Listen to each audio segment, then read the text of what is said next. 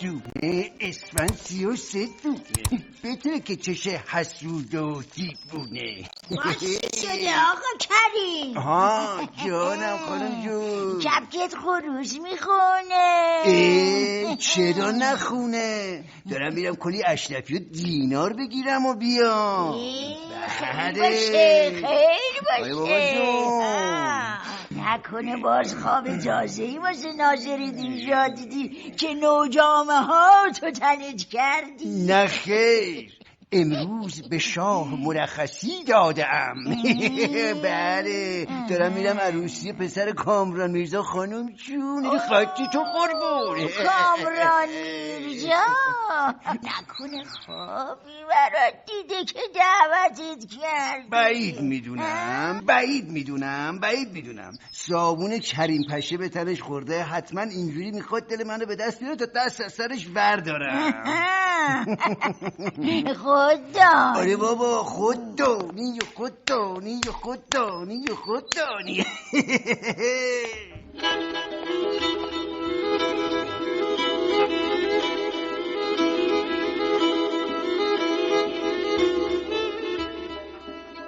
پس دیگه سفارش نکنم آقا کریم.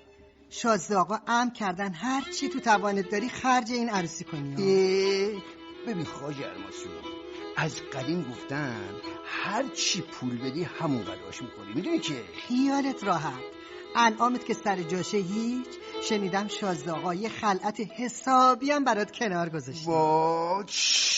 مموش بشی تو. خب پس اگه اینطوره که بهش بگو خیالش از هر جهت راحت. خب بذار باشن فعلا. آقا کریم، شازده آقا امر کرده زودتر ببرمت خدمتشون. باشه بابا باشه، تو هم با اون شازده آقا نوبرش آورده. صبر کن بریم بابا بریم. خوبه دیگه خودم نکن دیگه. بریم بابا بریم.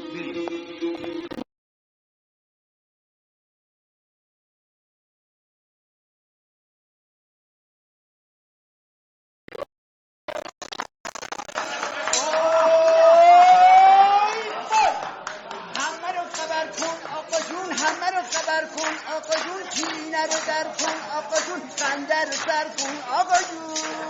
داری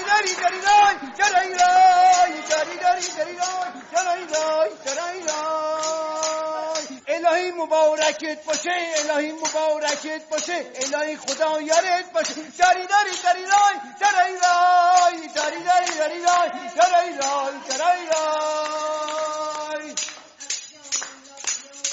دست مریزاد آقا کریم، دست مریزاد. حسابی گل کاشتی. بله ما این دیگه الحق که هرچی انعام بهت بدم کمه. بله سر همین برات یه هدیه حسابی هم کنار گذاشتم. ای الهی خدا کنه سایت رو دیوار. نه خدا سایت رو نگه داره. خلعت کریمو بیاری. خلعت رو بیارید بابا. پالون خره. چی شد؟ پالون خر میارن؟ ای خاک تو اون گورت کریم که پا به این مجلس گذاشتن. چی فکر میکردم؟ چی شد؟ بفرمایین شازده آقا. حالا دارم براتون. باشه بفرما آقا کریم، اینم یه خلعت حسابی و در خور شهر شما. به عجب خلعتی، مثل اینکه قجری هم هست. من خیلی به داشتن این خلعت افتخار میکنم، علل خصوص چون تنپوش مخصوص حضرت شازده است و عجیب بوی ایشونو میده.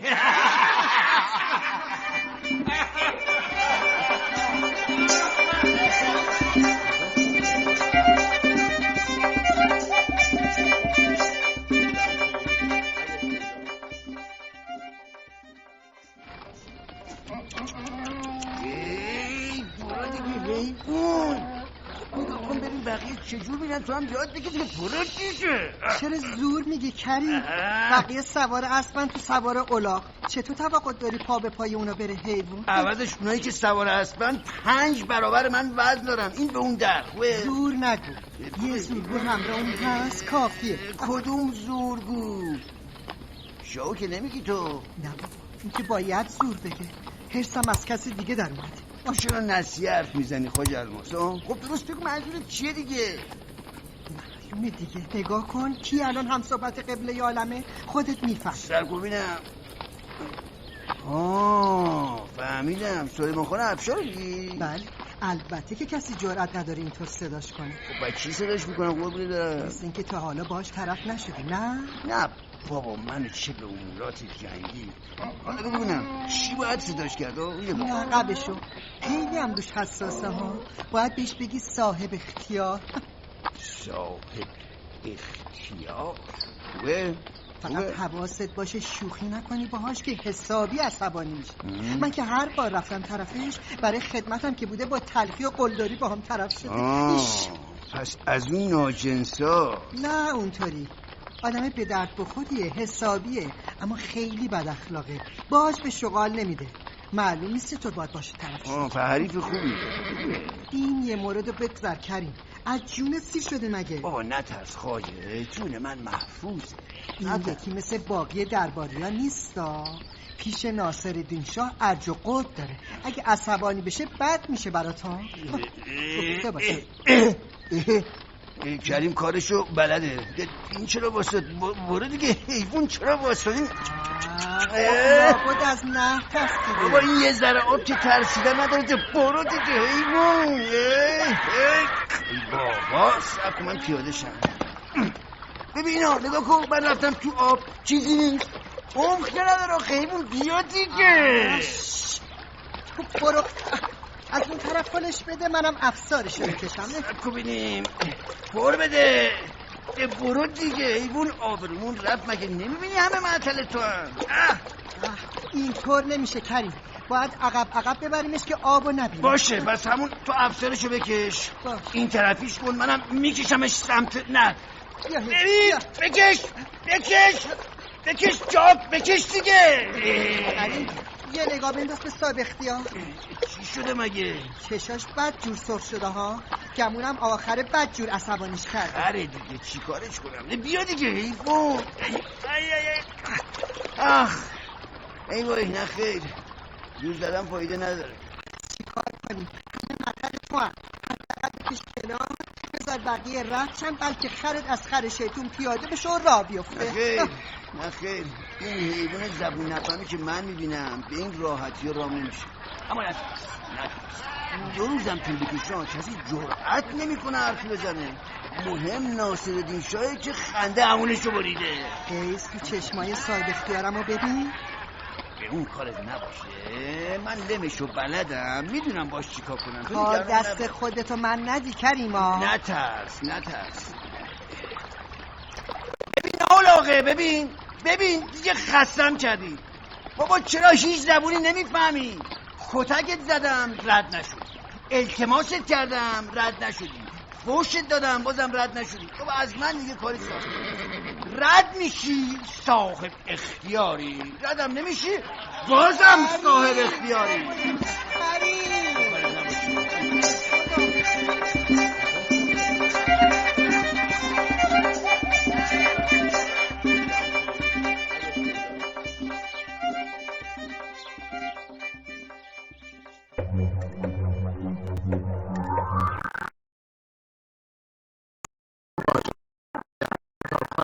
یا ایران صدا.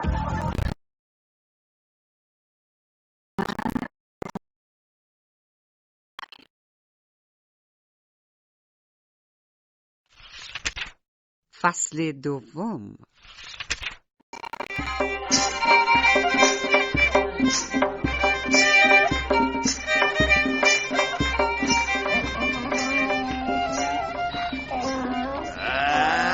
چقدر صدا میکنی اولاغ جان؟ بابا دیگه چیزی تا صاحب قراری نمونده. این همه اومدی باقیشم طاقت بیار دیگه. دلم برای این زبون بسته میسوزه. تو این چند روز هر چی جون داشت از تنش در رفت. این حیوان دیگه برای تو مرکب نمیشه کریم. این روزای سخت‌تر از اینم داشته خواهی عروسی. نگرانش نباش. این پوستش کلفته. نکنم. از قیافه نزار و ناله هاش معلومه روزای آخرش. به قیافه نزار و ناله باشه که تو چند روزم اضافه موندی. با منی؟ با خودتم. از سر صبح عین برج زرما رو افتادی با 2 خروار اصلا نمیشه تو رو خورد. شوخی نکن کریم. حوصله ندارم به خدا. کشتی ها غرق شدن. کشتی کجا بود؟ آه ندارم با ناله سودا کنم. به جای نالیدن بگو چی شده. اینو بگو. این همه راه اومدیم و رفتیم. این همه زحمت و سختی و بدبختی به امید این که سله‌ای انعامی چیزی بگیریم. اما خب باز این نسیه ارزد. تو چه مرگته تو؟ بقیه‌شو خودت میدونی دیگه. کف دستمو بو کردم که بدونم. تو که مدام کنار دست قبله عالمی. دیدی که هر بار خوش خدمتی کردم پیش از انعام گرفتن جناب صاحب اختیار یه جوری بور و کنفم کرد که نه تنها چیزی گیرم نیومد، دم صبحی نزدیک بود گردنم هم بره زیر تیغ. عجب. من تاوان نمک ریختنهای تو رو دادم. چقدر به تو گفتم سر به سر این صاحب اختیار نزار. گذاشت. اونم نتونست از پس تو بر بیاد. حرصش سر من فلک زاده خالی کردی.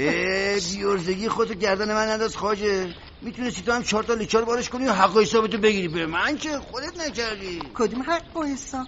ببینم مگه تو چیزی گرفتی ازش که کشیدی کنار؟ فعلا نه، ولی میگیرم. هیچکی نمیتونه از دست کریم قصر دره. تا آخر منو نل نکنه در امان نیست. بعد منتظر فرصت مناسبم تو یادش بندازم با کی طرفه. نکنی باز براش نقشه داری؟ فعلا نه، اما کسی از فرداش خبر نداره. این چرا دوباره واس شد؟ کار بی ارزه. آخر آبرومونو بردی تو. بهت گفتم این زبون بسته رمق راه رفتن نداره. گوش نکردی. باید میخورده زمین بفهمی چی میگه. ناونده شبابا اومد. چه بازی چه راه انداخته قبضه عالم به سلامت. قربان خر کریم هم مثل خود کریم بینوا و بدبخت. نه خوراک خوب داره نه خواب خوب. با این حال روز همین که تا اینجا اومده باید سجده شکر به جا آورد. بزای این حرف اشیایی جو توی اپارات بزای این حرف خرت تو بردا ببره کنار. بعد اینم آخر همه میایی که مسحکه هات وقت ما رو نگیری. اینا همه رو با تو بود ها خواجه. امر قبله عالمه. شنیدی عالمه؟ دفاع شو دیگه. این راه رو باز کن وگرنه مجبور میشم همینجا سقطت کنم. حالا خودت صاحب اختیاری. میخوای پاشو میخوای بمیر.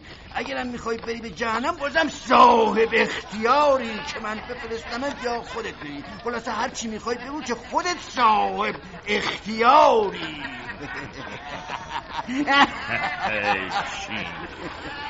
عجب زبون نفهمی ها. بگو دیگه چی میخوای حیبون؟ حرف میزنی؟ باشه اشکال نداره. بازم صاحب اختیاری.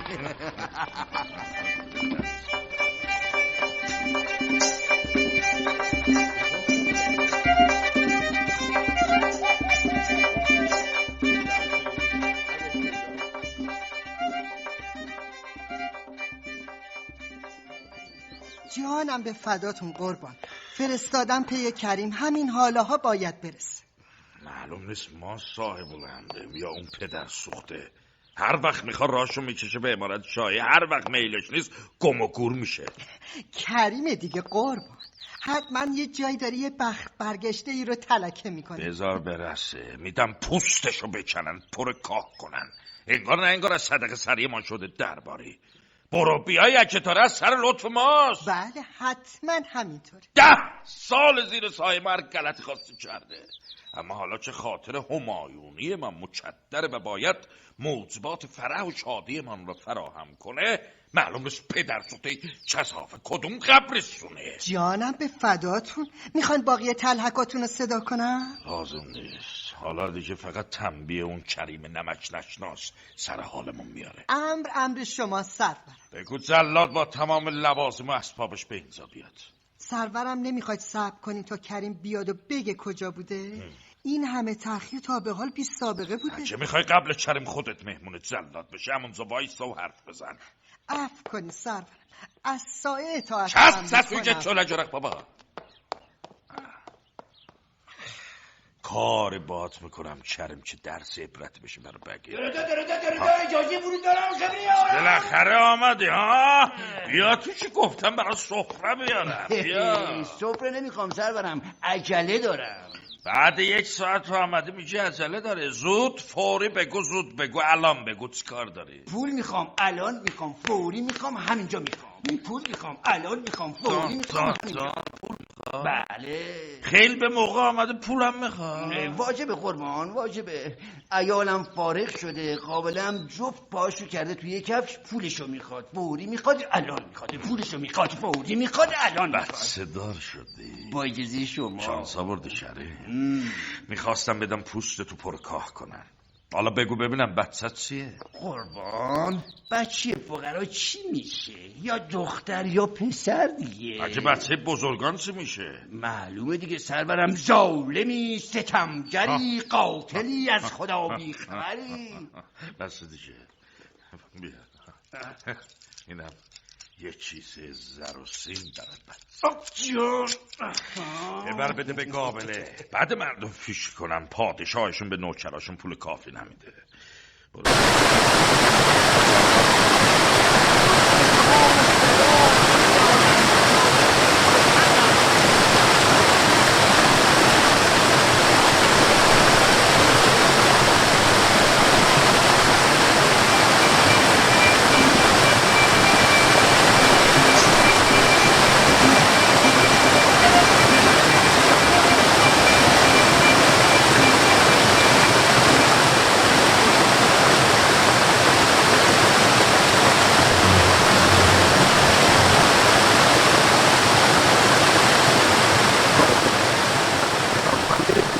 ایران صدا.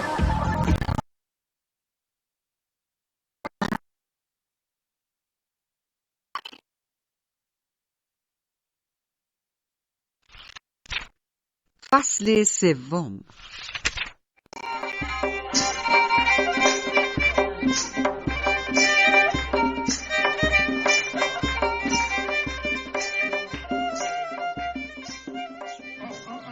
کوتا بیا کریم، کوتا بیا.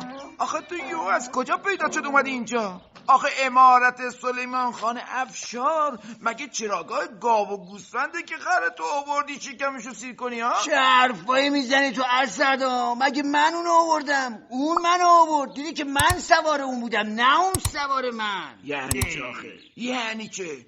اون که سرشو ننداخته پایین بیاد اینجا. خب تو هدایتش کردی آوردی اینجا. ای بابا، یا من نفهمم یا تو. بابا من برای چی باید بیارمش ها؟ نگاش کن چطور داره تو باغ و باغچه میچرخه، انگاری که روز عروسیشه بس که خوش به حالشه. با یه نگاه میشه فهمید بدون اجازه و اذن من اومده. من که دنبال آب و جو نبودم که. از آقای تو هم که چیزی به من نمیرسه، پس من بی تقصیرم. من که میدونم تو کینه صاحب اختیار رو به دلت داری کریم. چه کینه یا هم ولایتی؟ همین که خرتو نل نمیکنه دیگه. مشکل اون با خر منه، تا نلشم نکنه همینیه که هست. دیدی گفتم ما رو از نون خوردن ننداز کریم. صاحب اختیار بفهمه اینجایی خون جلو چشاشو میگیره. ببین اسد جان، من کاری نیستم. میخوای شر من کم شه باید دم خر منو ببینی و شکم اونو سیر کنی. یعنی چی؟ چون خری که من میبینم همین که میبینی، نه به این زودی ها سیر میشه، نه قبل سیر شدن میتونی اینجا بیرونش کنی. تا تو منو از نون خوردن نندازی دست فردار نیستی کریم. گوش کنم بلدی، گوش کنم. صاحب اختیار خودش از پس کریم و خرش بر نمیاد. نگهبانش که تو باشی جای خود داره دیگه، پس زیاد هرس نخور. اما کریم بله که چی رو بگید آماده باشه. میرم صاحب قرانیه، باید برم خدمت قبله عالم. چشم قربان، چشم. خاک عالم به سرم شد الانه که خرتو ببینه کریم. وای بدبخت شدم. نه ترس بابا، خره دیگه.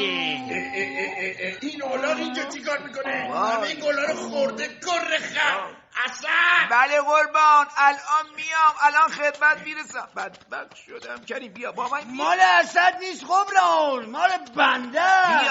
بیا مال تو. آمدیم. توی کریم اینجا چی کار میکنی؟ پدت سوخته. بله والا چه عرض کنم، الاغه حوث خوراک تازه کرده بود، خب. شد که سرشو کج کرد اومد اینجا. منم اومدم پیش. همین اومدی پیش همین. یادم گفته بودم دور بر من پیدا نشه. بله گفتیم، منم خوب یادمه. خب به جمالت گفتم دیگه قربونت برم. خرم اومد اینجا، منم اومدم پیش. اگه ناراحتی من میرم، شما برو پیش. برون خرابی صاحب تو بکش ببر بیرون از امارت من. پدت سوخته. والا من زورم بهش نمیرسه، اون خودش صاحب اختیاره. بخواد بمونه میمونه، بخواد بره میره. من کاره ای نیستم. این از باقی اون تپانچه منو بیا. آولاغه هوا پس من رفتم. خواستی فرار کن، خواستی نکن، خودت دیگه صاحب اختیاری. بگیرید این پدر سوخته. چشم قربان. بله قربان. بگیرش این پدر. چشم قربان. شما به خودتون فشار نیار.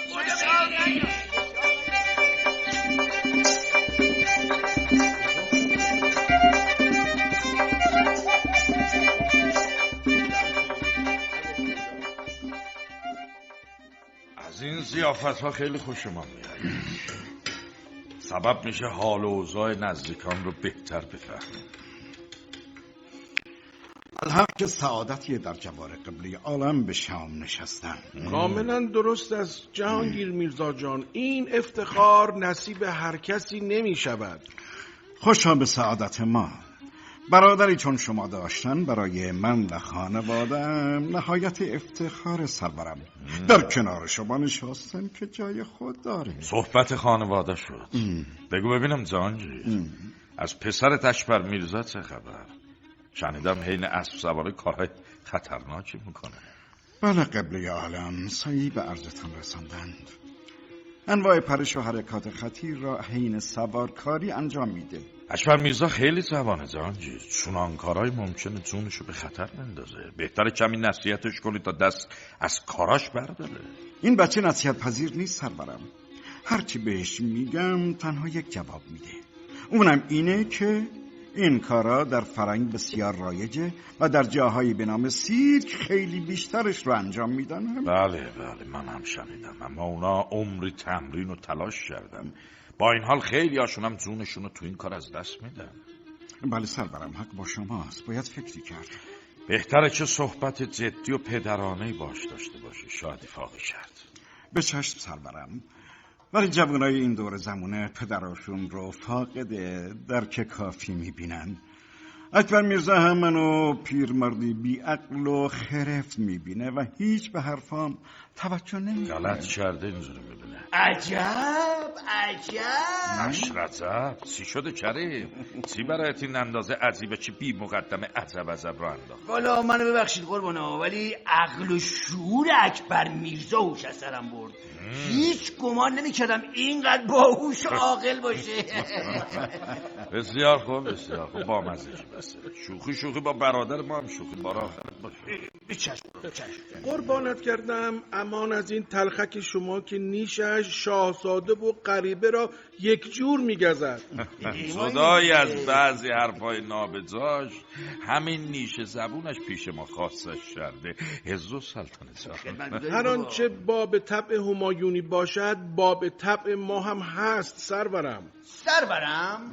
اجازه هست؟ دنن چرم بگو چرم، باز چیو میخوای زخم بزن؟ قصدم خیلی سرورم، نگران نباشید. امشب شاهزاده عزالسلطنه خلعت زیبایی پوشیدن که نمیشه ازش چشم برداشت. جمونم ترمه اصله، درسته؟ بله کریم جان، ترمه اصل با جواهرات اصیلی که روش کار شدن. سوغاتی دوستانه. واقعا خلعت زیبایی. مرا ببخشید قبله عالم، منظورتون از حیف چیست؟ مناسب نیست؟ خود لباس در خور بزرگانه، اما برای اندام شما گشاده. متاسفانه باید بگم چون کمی چهره مضحکی پیدا کردین. حق با شماست. پیش از این هم چند نفری به این حقیر گفته بودن. عجب، با این وجود باز هم تنت کردی. حق با شماست قبله عالم. حالا میفهمم که پوشیدن این خلعت کار احمقانه ای بوده. حالا چرا میخندی جناب عزالسلطنه؟ والا حقیر هر وقت که کار احمقانه ای میکنم خودم هم خندم میگیرد. آری چه عادت خوبی. بله؟ هیچی عرض کردم عادت خوبیه. این عادت شما باعث شده زندگی شادی داشته باشین حضرت عزالسلطنه، چرا که کل زندگیتون بدون تلخک و زحمت به خنده میگذره. خیلی خوبه، خیلی خوبه، بسیار خوبه. بله.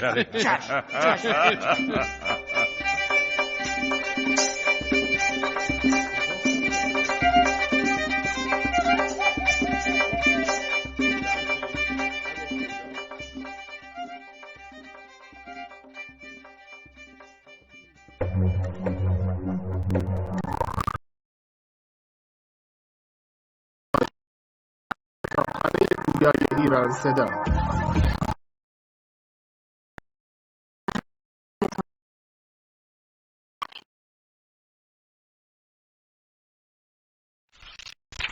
فصل 4.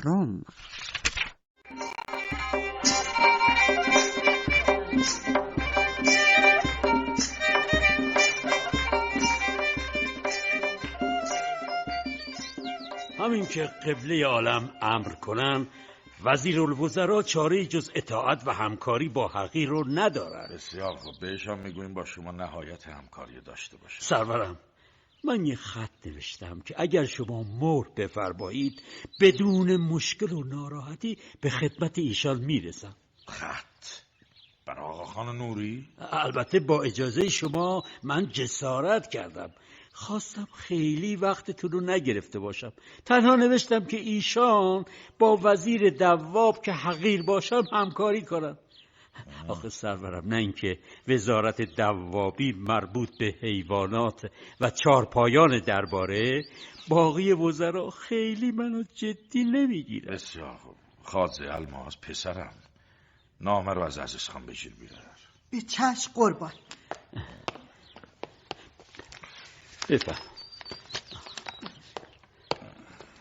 بفرمایید سرور. بده من. اینم مهر عزیز خان.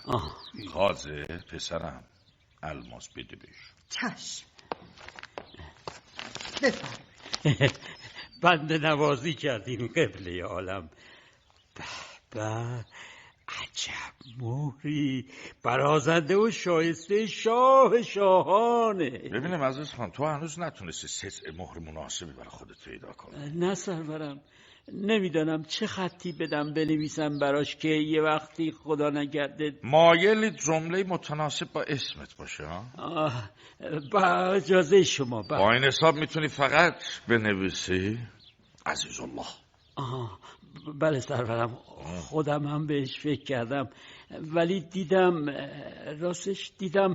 عزیز الله شما این و جسارت من بزنم رو مهرم. برشن احسنت عزیز خان، عجب جوابیهی دادن. نه این خود نیست چه شده عزیز خان دیگه. جسارتا سرورم، من هم چیزی به عقلم رسید. باره کله به تو خواهد پسر.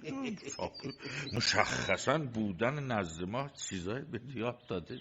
سرورم، موضوع اینه که گمان نمی کنم مهر حقیری چون من لایق اینا باشه. عجب، پس پی شعر و جمله فارسی می‌کردی. با اجازه شما. قبله عالم، چاکرم پیشنهادی دارم اگر اجازت بفرمایید. سند دلم، تو هم بگو. از نظر بنده بهترین شعر برای سجع مهر ایشان یک بیت شعر از شیخ اجل سعدیه. بابا کدام بیت آقا کریم؟ فقط شما بگویید به به. مسکین خر اگر چه بی تمیز است، چون بار برد همی عزیز است. عجب.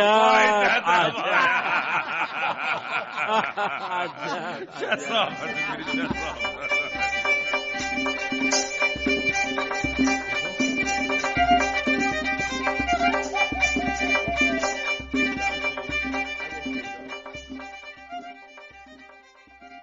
به گمانم برد این مسابقات با پسر جوان تو باشه جهانگیر میرزا. منم همینطور فکر میکنم سرورم. عاقبت اون همه تمرین بالاخره به نتیجه قابل قبولی رسید. البته که باقی شرکت کننده و سواران مهارت بالایی دارن، ولی اکبر میرزا یک سر و گردن ازشون بالاتره. همونطوری که شما میفرمایید سرورم. پسرک معلومه اسب شناس خوبی هم هست، مرکبش واقعا سابقه. این اسب داستان شنیدنی داره سرورم. رسیدنش به اکبر میرزا خواست الهی بود. چطور؟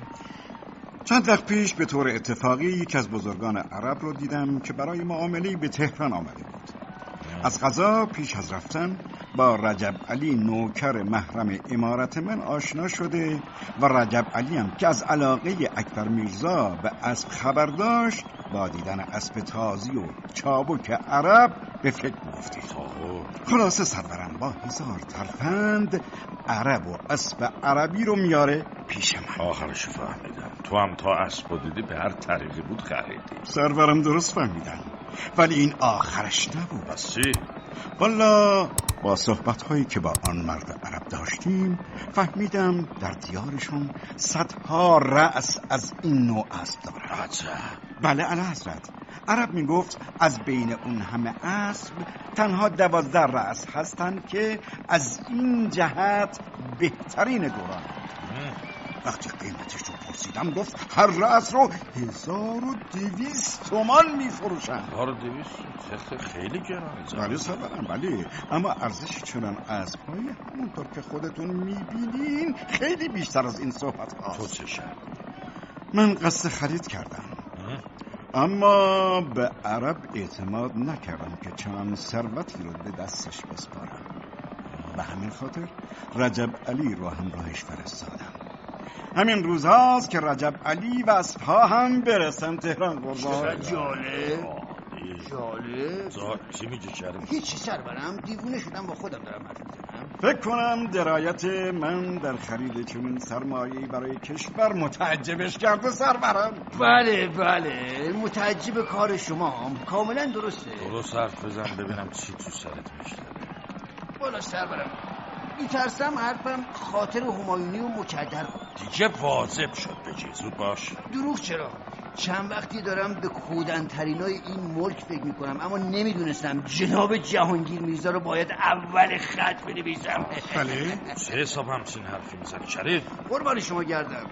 اونطور که من میدونم رجب علی هیچ خونه و کاشونه‌ای نداره، زن و فرزند و عیالم که نداره، عربم که خودش آورده خدمت شازده، پس معلوم میشه رفتنش با اون همه ثروت سفر بی‌بازگشتیه دیگه. همچین چیزی غیر ممکنه. ببینم اگر رجب علی با اسب خواب برگشت اون وقت چی آقا کریم؟ معما طرح میکنی؟ اون وقت من اسم شما رو خط میزنم، اسم رجب علی رو می‌نویسم اول خط. خوبه؟ پر بیرا هم نمیگه جهانگیر.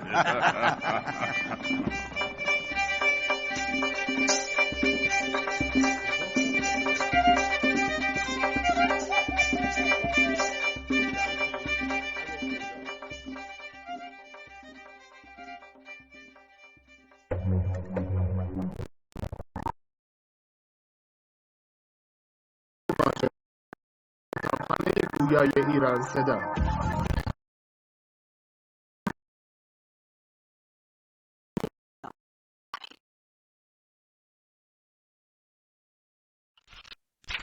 فصل 5.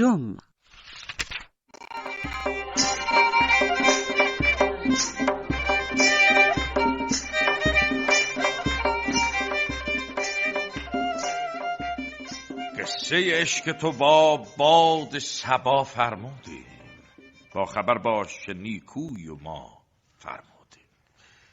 زود بشتاب به درگاه همایونی ما که تو را مفتخر از راه وفا فرمودیم. عالی بهتر از این نمیتونست باشه سرورم. الحق که هنر باید در ذات فرد باشه و بس. بله بله، هنر در ذات ماست، شعر در شور ماست محمود خان. بر منکرش لعنت قبله عالم. به خدا که اگر وقت شریف سلطان اجازه میداد دوست داشتم تمام امور رو تعطیل کنم و تنها بشینم پای اشعار شما. گمان میکنی منم چون تو بیکارم محمود خان؟ مملکت داری زمانی برای شعر و شاعری نمیگذاره. این همچه میبینی گاهی میسراییم از ذوق و قریحه است که خود به خود سرریز میشه. البته که مملکت داری خودش هنری بس والا مرتبه است که حضرت عالی در ذات و خون خود دارید سرورم. به قول شیخ عجل که میفرمایند صبر بسیار بباید پدر پیر فلک را تا دیگر مادر گیتی چو تو فرزند بزاید. عجر بتوان. کاملا درست سرورم، گمان نمی کنم بتوانم. از تعارفات بگذار محمود خان، بگذار یکی از میهمانانت شعری بخواند. زمان ما محدود است و هنوز کسی جز خودمان شعری نخوانده تا ببینیم جایگاه این هنر بین رعیت ما چگونه است. امر شما سرورم. بسیار خوب رمضان علی، آماده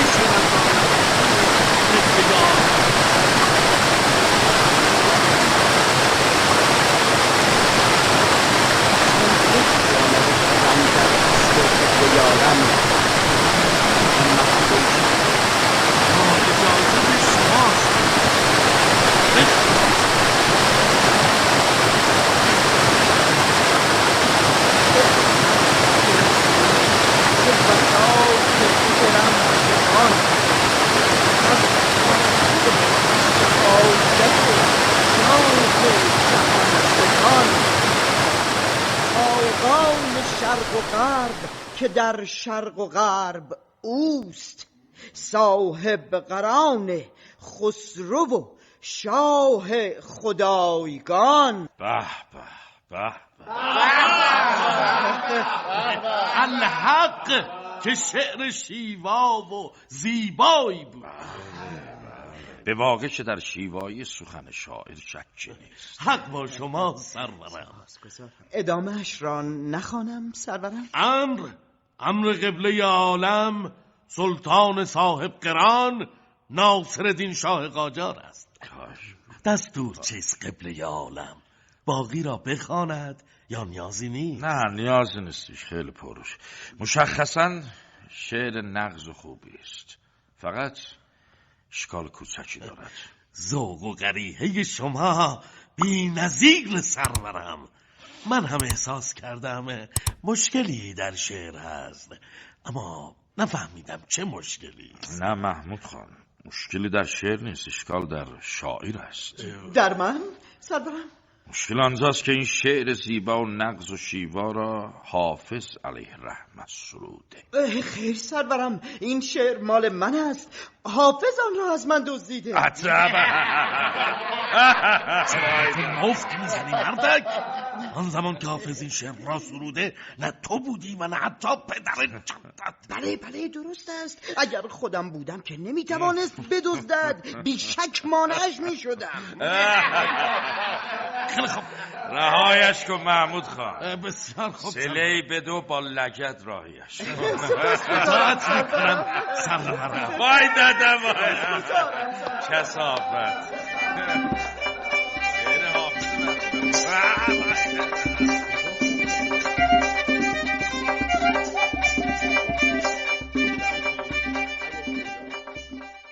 امشب خونی تازه در رگ‌های من جوشید. هیچ گمان نمی بردم ادب و هنر تا بدین حد بین رعیت در جریان باشم. به واقع اشعار نغز و دلکشی شنیده. بله سرورم، گرچه بعد از شنیدن ابیاتی که شما سرودید باقی اشعار زیباییشون رو از دست دادن، لیکن باز میتوان به آینده شاعری در این مرز و بوم امیدوار بود. شما محمود خان یه ذره حرف تو تندتر بگو دیگه، شعر چه نمیجی داداش؟ قبله عالم ارزی داشتم. بگو کریم چی میخوای؟ نکنه چشمه هنر تو هم جوشیده؟ نه قربون شما برم، چشمه ما سالهاست خشکیده. اما حالا که همه دوستا و نزدیکای محمود خان اشعارشونو خوندن و جورونشونو دادن، منم یه دوستی دارم که بعد سختی و مشقت‌های بسیار راش بنده خدا به دربار و محضر شما واس شده.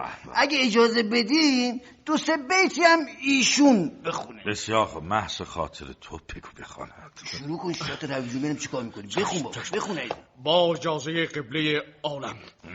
از کوه بر شدند خروشان سحاب ها، غلطان شدند از بر البرز آب ها. باد بهاری آمد و بر بوستان بگذشت، بگرفت زلف سنبل از باد تابها.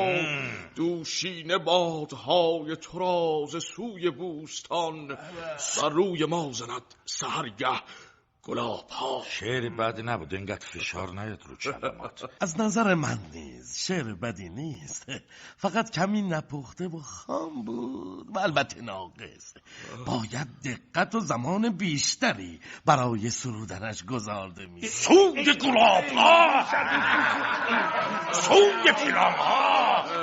آرام بخون شعر، کسافت میری کسافت. عیبی نداره شاطر جان. این محمود خان از سر بدجنسی همچین حرفی زد، وگرنه هر دو میدونیم که شعر توش مشکلی نداره. منم از همین عصبانیم کریم جان. امشب 1000 بیت خوندن که یکیش بدتر و بی‌معناتر از دیگری بود، اما جناب ملک الشعرا دربار به به و چهچه می‌کردند. حالا که به من رسید دنبال دقت و پختگی میگرده ناجنس. نگران نباش. از این گذشته فکر میکردم میام اینجا و انعام میگیریم و خرج عروسی پسرم میکنم. حالا باید دست با دراستر برگردم سر نونوایی خودم. شادر جون الان میتونی یه 2 بیتی واسش بگی؟ الان 2 بیتی؟ بذار فکر کنم. تا تو فکرتو جمع کنی منم اجازهشو از قبله عالم میگیرم. باش آسوده داری. آرام. قبله عالم عرضی داشتم. بگو باز شده شریف. سرورم، ایرادی که محمود خان گرفت نهایت بی‌انصافی بود.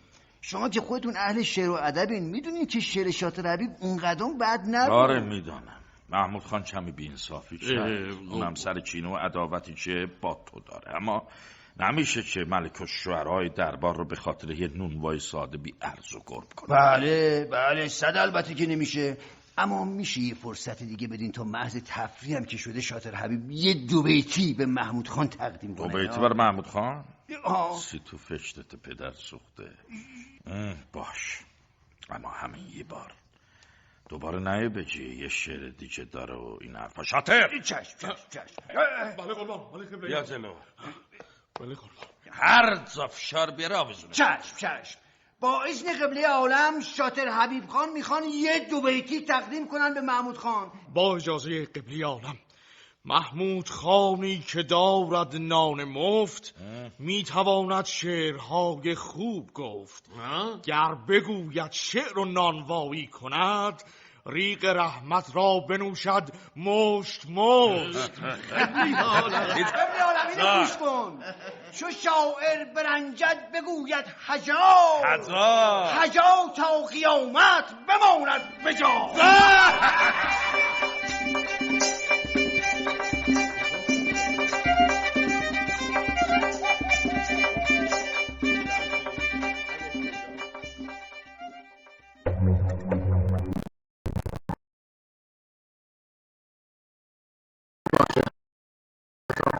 گویای ایران صدا.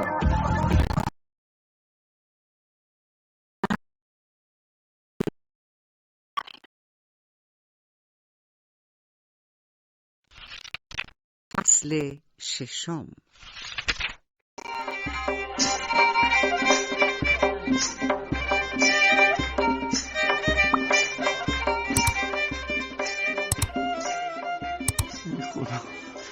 خودت به داد من بی‌نوا برس. دیگه نمیدونم باید چی کار کنم. به هر دری میزنم اون چی که باید بشه نمیشه. خدا نگیرم ما این ضیافت‌های دردایی رو. شکرت و جناب شازده فخیم الدوله چرا پا تنها نشستی؟ مگه نباید الان پیش پدر زنت باشی؟ اقتدار و سلطنه اون طرف داره با قبلی عالم گل میگه، گل میشنفه. بایدم گل بگه گل بشنفه. جای من سیابخت مفلوک نیست که کریم جان. دور از جونت شازده، چی شده؟ مگه تو آوازه بدبختی‌های منو نشنیدی؟ نه والا. پس سرت کلا رفته. چطور؟ از داستان زندگی من 1000 تا لطیفه و مطایبه در میاد که برای قبله عالم بگی. بابا میگی چی شده یا نه؟ چی میخواستی به شاخه؟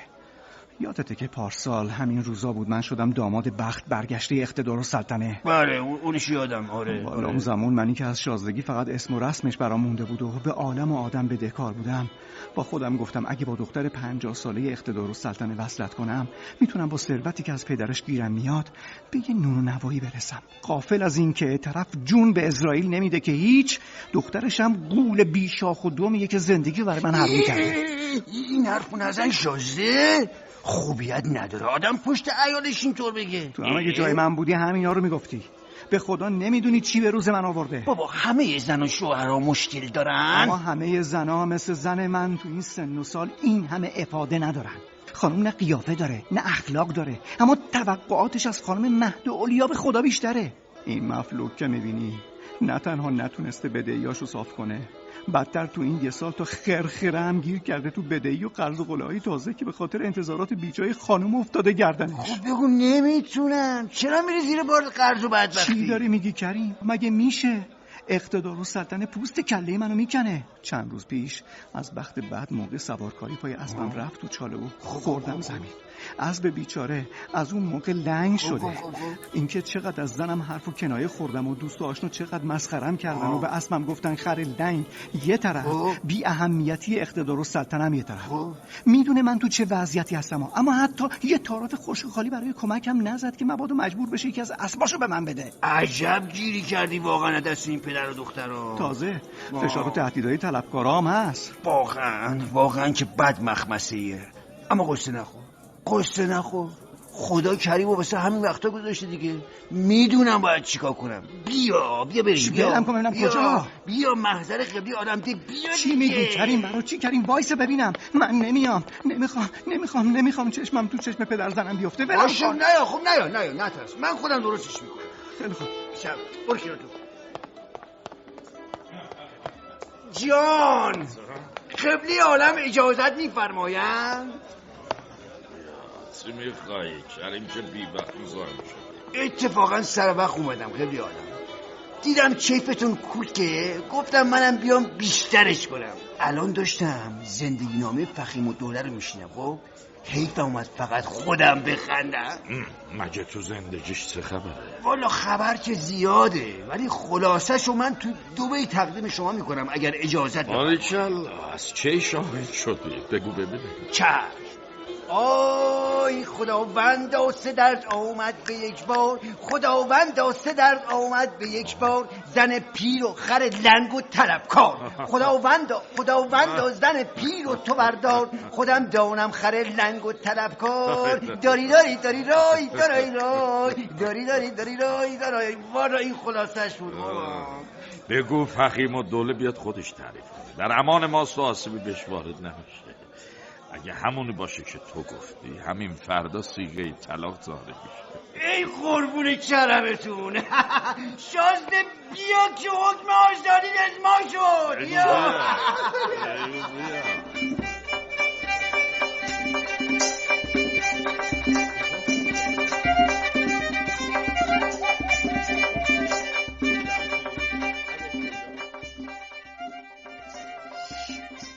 کریم در به در کجاست؟ نشد یه بار لازمش داشته باشم و دم دست باشه. کریم، آقا کریم، صبر کن کار واجب باهات دارم. چیه خواجه؟ خیلی باشه. چی شده؟ اگه سیب میخوای آخریش بود، همه رو خوردم. سیب به چه کارمه آخه؟ خودت بخور.